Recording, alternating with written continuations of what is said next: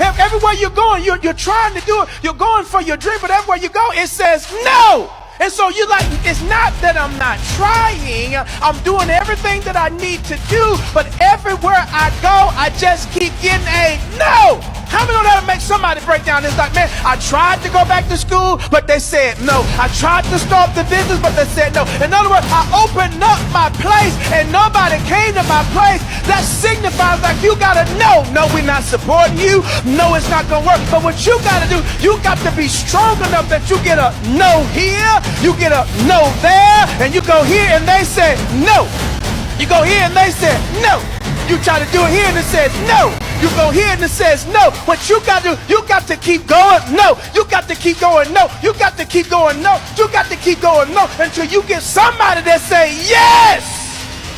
God said, my yes has already been ordained for you.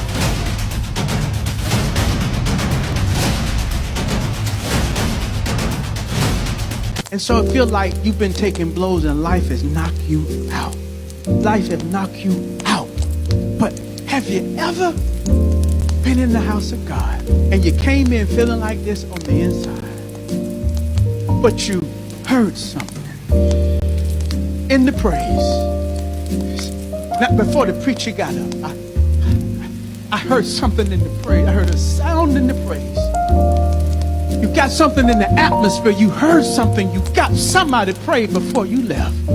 Somebody caught you in a corner. Somebody said something. You heard something, and it caused you while you was down. But it just caused you to have the strength to look up. At first, you couldn't get. You were just able to look up, and because you looked up, see, you came in down, but you heard a sound. You was able to look up. Lift up your heads, O ye gates, and be lifted up, ye everlasting doors. Lift your head up. I will lift my eyes unto the hills from which cometh my help. You start looking up. And not only did you look up, but you was able to get up. And not only were you able to get up, you was able to level up.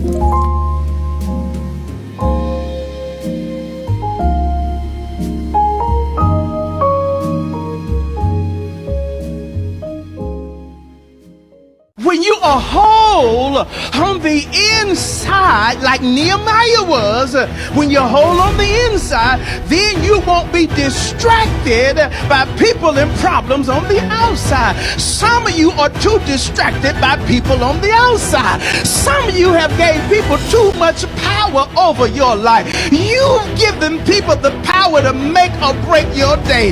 You've given people the power to make you sad or to make you mad. You've given people the power to cause you to not to have peace or joy. It's time for some of you to give your power back and let the devil know I'm not going to let nobody or no one have that kind of power in my life to make me happy or to make me say the devil is a liar. And you can't do that unless you're whole on the inside.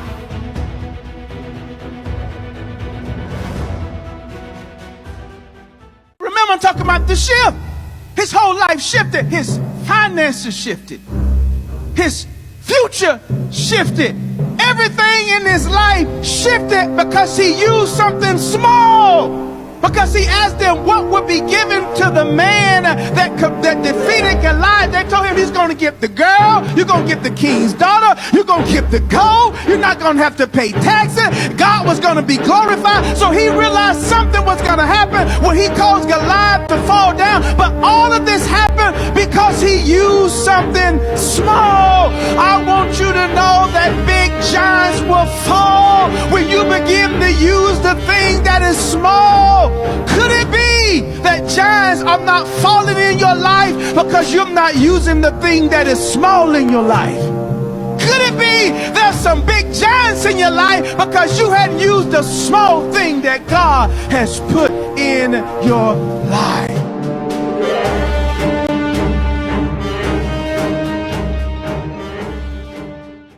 I got to keep reaching for my blessing.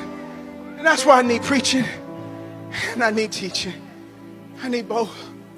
I need preaching to keep me gassed up. Because sometimes I know what to do. And I'm like a defeated fighter. I've been getting all these blows. The fighter know how to fight, George, don't he? But the blows take the fighter. They say sometimes he's losing the fight. The fight no longer in him. Boy, man, I've been getting hit. Man, I'm tired of getting hit. I know how to fight. I know how to pray. I know how to live right. I'm getting so many blows. That's why you need a Holy Ghost preacher. Don't you put the preachers down. I know some of us don't like that, but don't we need some motive? I want all that yelling, man. We need some gas. Come on, man. We need some. Don't you put the see? We get in ditches in the body. We want to throw away all the preachers. Too loud. So you need a preacher, but then don't you get mad at the teachers? They're boring. This is boring. My God, I'm about to go to sleep. Man, they trying to help you, not hype you.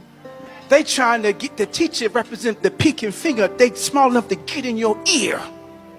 They're trying to give you information and revelation, instructions. They trying to tell you all you got to go do is dip in the Jordan. That's the teaching. All you got to do is just go show yourself to the priest. But it's boring. It's boring. You don't need no hype. You need help. So don't be mad at the teachers. So when the teacher begin to teach, don't you think this is boring. No, you lock in so you can win.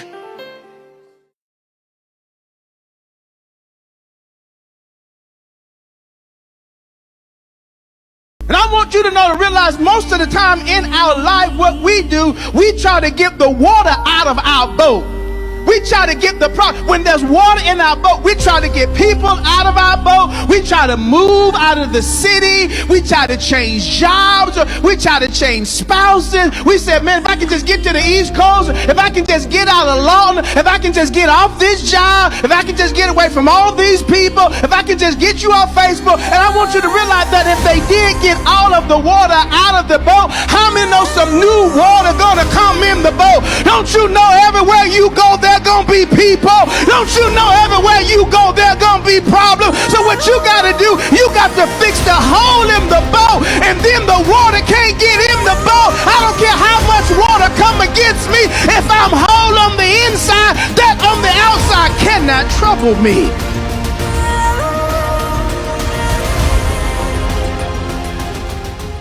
That's what I'm talking about. Don't quit God. Don't fall out with God. In other words, don't break up with God. Don't you know that many people, when they go through the troubles of Job, they quit God. They fall out with God. They break up with God. In other words, when you see some people that at one time that was on fire for God, they was running for Jesus, and you run into them later, then you'll find out the story of their life because they went through some troubles like Job. They didn't just go through one thing, but sometimes when it was back to back, many people, because stuff was back to back, they quit God. They fall out with God. They break up with God. In Christendom, we say they backslide on God. And I'm here to let you know that if you're going to bag the double for your trouble blessing, you can't quit God.